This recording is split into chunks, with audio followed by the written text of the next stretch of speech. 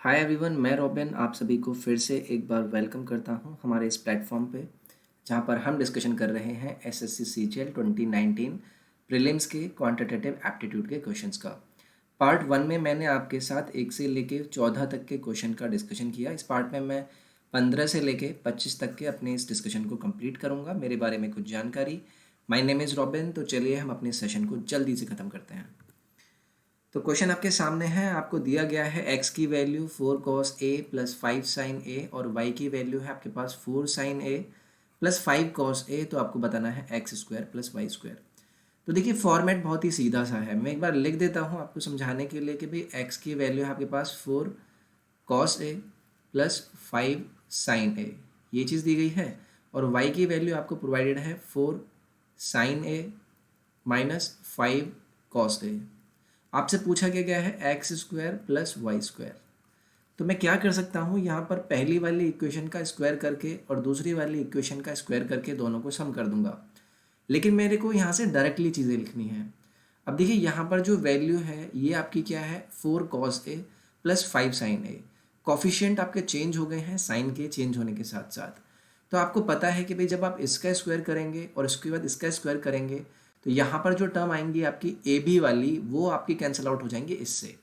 यानी कि मैं यहाँ से डायरेक्टली लिख सकता था कि आपका एक्स स्क्वायर और वाई स्क्वायर का जो वैल्यू होगा वो होगा 4 cos स्क्वायर ए प्लस 4, तो सॉरी ये 16 हो जाएगा ना, ये आपका 25 साइन स्क्वायर ए प्लस में आएगा आपका 16 साइन स्क्वायर ए और प्लस हो जाएगा आपका 25 cos स्क्वायर ए।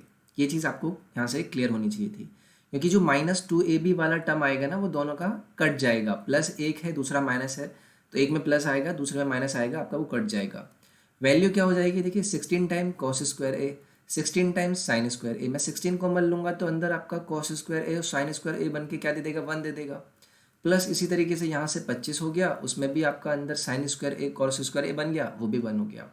25 और 16 कितने होते हैं, 41 होते हैं। और यही आपने किसकी वैल्यू निकाल ली यहाँ से, एक्स स्क्वायर वाई स्क्वायर की। ऑप्शन नंबर ए आपका यहाँ से करेक्ट हो जाएगा। नेक्स्ट आपके सामने दिया गया है कि भाई 6tan a की वैल्यू है 5, तो इस एक्सप्रेशन की वैल्यू बता दीजिए। यानी कि देखिए आपको दिया इन्होंने tan a का वैल्यू कितना, 5/6। अब ये वैल्यू तो इन्होंने दे दिया है। अब इस एक्सप्रेशन में आपको क्विकली एक चीज़ नज़र मारनी है कि यार जब मैं यहाँ पे न्यूमरेटर से कॉस कॉमन लूँगा और उसके बाद डिनोमिनेटर से कॉस लूँगा तो साइन यहाँ पर अकेला है, कॉस मैंने कॉमन लिया है तो डिवाइडेड में कॉस आ जाएगा और यहाँ पर आपका इसके नीचे कॉस आ जाएगा। तो यहाँ से अगर मैंने क्या किया, कॉस आपका कॉमन लिया तो अंदर क्या बचेगा आपका 8 sign A upon cos A और -4। ऐसे नीचे मैंने cos a आपका कॉमन लिया तो ये क्या बचता है, 1 + 2 sine a upon cos a। ये चीज़ आपको समझ आई। cos आपका कैंसिल आउट हो गया, साइन अपॉन cos ये क्या होता है आपका tan होता है। तो मैं यहाँ पर डायरेक्टली tan a लिख सकता हूँ, यहाँ पर tan a लिख सकता हूँ। tan a की वैल्यू आपको पता है, तो ऊपर क्या हो गया आपका 8 इंटू tan की वैल्यू कितनी है 5/6 -4, ये आपका न्यूमरेटर में आ गया और नीचे क्या है 1 इंटू 5/6, ये आपका नीचे आ गया। अब यहाँ पर आप इसे 4 हो गया, ये 3 हो गया, ये कितना हो गया 20/3 -4 आपका ऊपर है और नीचे कितना हो गया, ये आपका हो गया 1 + 5/3। अब ये चीज़ अगर आपको यहाँ से क्लियर है, पता चल गया, बस सिंप्लीफिकेशन करना है और आंसर आपके पास कितना आ जाएगा, ये 12 हो गया, 8/3 नीचे भी 8/3 है, आंसर आ गया आपके पास 1। ऑप्शन नंबर बी आपका यहाँ से करेक्ट हो जाएगा। नेक्स्ट है, अगर x - y की वैल्यू 4 है, x y का मल्टीप्लिकेशन 45 है, तो इसकी वैल्यू क्या होगी। देखिए सीधे सीधे देखकर पता चल रहा है। मैं यहाँ पर 9 रख दूँ, यहाँ पर 4 रख दूँ। अब 9 और 4 का सॉरी यहाँ पर 5 रख दूँ तो 9 और 5 का मल्टीप्लिकेशन कितना मिलता है, 45 मिलता है। दोनों का डिफरेंस कितना है, 4 है। तो भाई x की वैल्यू भी आपको पता चल गई 9 होगी और y की वैल्यू भी पता चल गई 5 होगी। क्यूब का डिफरेंस निकालना है तो 9 का क्यूब क्या होता है आपका, 9 का क्यूब आपका कितना होता है 729। 5 का क्यूब कितना होता है 125। डिफरेंस पूछा है 406, यानी कि आपका सी यहाँ से करेक्ट आंसर हो जाएगा। नेक्स्ट है बेस रेडियस, दो सिलेंडर का रेशियो आपको दिया गया कि भाई R1 और R2 का आपको वैल्यू दिया गया कितना 3/4। उसके बाद हाइट का रेशियो दिया गया, यानी कि H1 H2 का वैल्यू दिया गया आपको 4 और 9। वॉल्यूम का रेशियो बताना है, तो देखिए वॉल्यूम क्या होता है, वॉल्यूम होता है आपका πr1² H1 और ratio πr2² H2। Value put कर दे, पाई कैंसिल हो गया, R1 R2 इन दोनों का square into H1/H2। Value put करेंगे, इसका स्क्वायर करेंगे तो कितना हो जाएगा 9/16। H1 H2 की कितनी है वैल्यू 4/9। 9 कैंसिल हो गया, 4 से ही कटा, इतना कितना आया 1/4, यानी कि रेशो आ गया आपके पास 1:4। ऑप्शन नंबर बी आपका यहाँ से करेक्ट हो जाएगा। Area of A B C आपको दिया गया है, डी क्या है मिड पॉइंट है बी सी का, ई क्या है मिड पॉइंट है ए बी का, एरिया बता दीजिए बी डी ई का। तो ट्राइंगल ड्रॉ कर लेते हैं। ये हो गया आपके पास ट्राइंगल। अगर मैं इसे ए मान लेता हूँ, ये हो गया आपके पास बी और ये हो गया आपके पास सी। इन्होंने बोला डी मिड पॉइंट है बी सी का, तो मैंने डी बोल दिया मिड पॉइंट बी सी का। उसके बाद मैंने कहा कि भाई ए बी का मिड पॉइंट है ई, तो ये हो गया आपका इसका ई। अब देखिए दोनों मिड पॉइंट को जब मैं ज्वाइन करूँगा तो ये आपके हमेशा पैरेलल होंगे, ये चीज़ क्लियर है। अब इसमें ए बी सी, आपको ए बी सी का अगर एरिया दिया है, आपको पता है कि जो एरिया का रेशो होता है वो साइड के स्क्वायर के रेशो के इक्वल होता है। यानी कि अगर मैं ए बी सी का यहाँ पर ट्राइंगल ए बी सी का एरिया डिवाइडेड बाई ट्राइंगल किसका बी ई डी का एरिया, ये किसका इक्वल होगा A C square divided by E D, इनके स्क्वायर के। ये चीज़ आपको यहाँ से क्लियर होनी चाहिए थी। अब देखिए आपको क्या पता है, ए सी की वैल्यू बतानी है, क्या पूछा है आपसे। अगर मैं आपसे यहाँ पर बोलूँ तो भाई ए सी की वैल्यू क्या होगी, ऑब्वियसली इसकी हाफ होगी।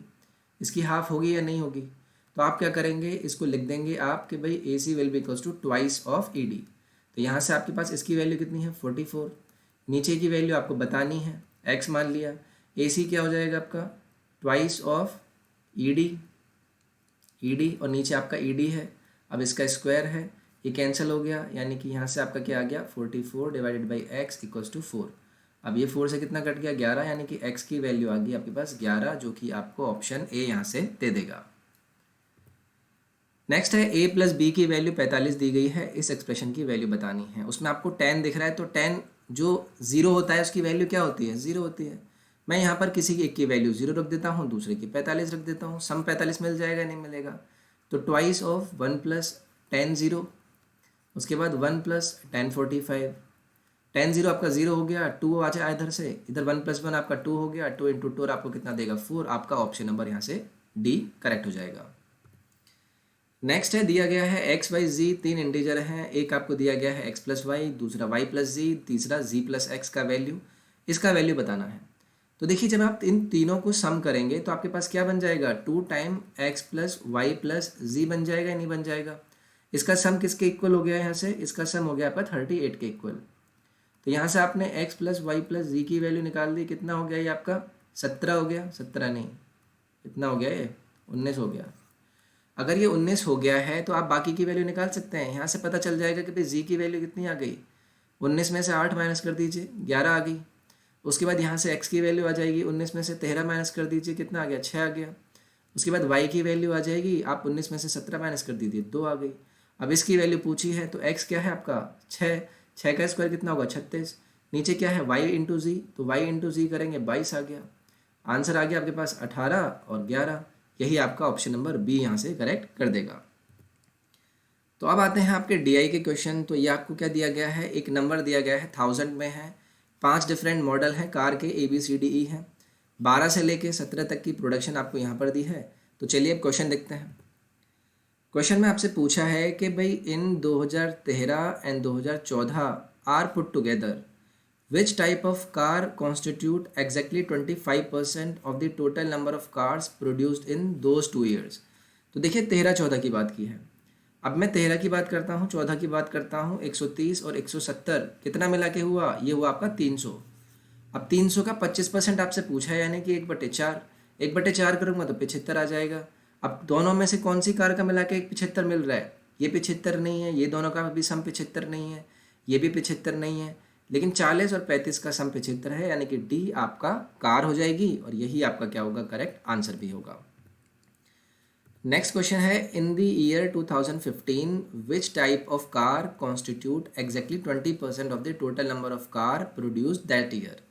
देखिए 2015 की बात करनी है, 2015 में आ जाते हैं, 100 टोटल था, इसका 20% कितना होगा 20 होगा।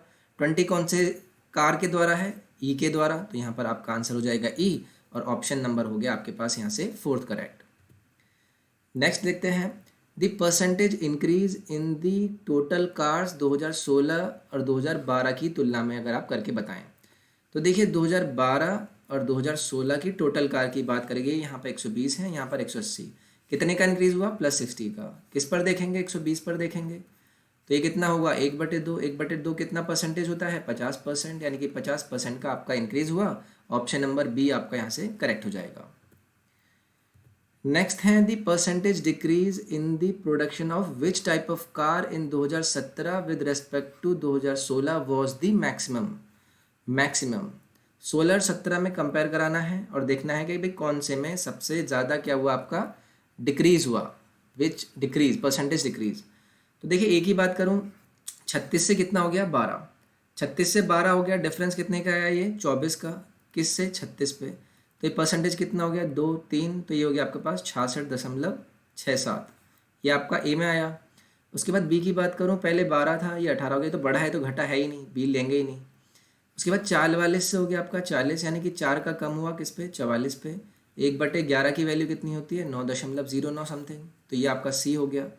उसके बाद 38 से हो गया आपका 22, कितना कम हो गया ये?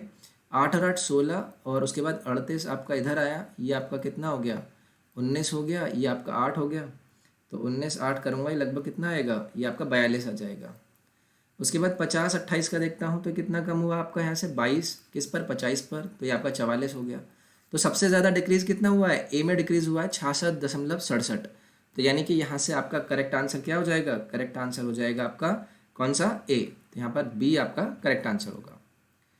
So this was the second part of 3rd March shift 1 questions. I hope आपको ये सेशन पसंद आया होगा। फॉलो करें हमारे इंस्टाग्राम पेज को, जहाँ पर रेगुलर पोस्ट आपको मिलती रहेंगी। To subscribe the channel, regular videos मैं आपके लिए बनाता रहता हूँ। और टेलीग्राम को जरूर ज्वाइन करें, जहाँ पर मैं आपके साथ हर वीडियो के लिंक शेयर करता हूँ। क्विज़ भी मैं वहाँ पर आपके लिए डालता हूँ। तो ये सभी लिंक्स आपको डिस्क्रिप्शन में मिल जाएंगे। मैं नेक्स्ट पार्ट में मिलूँगा आपके साथ। अपना ख्याल रखिए। Take care. Bye bye. Thank you.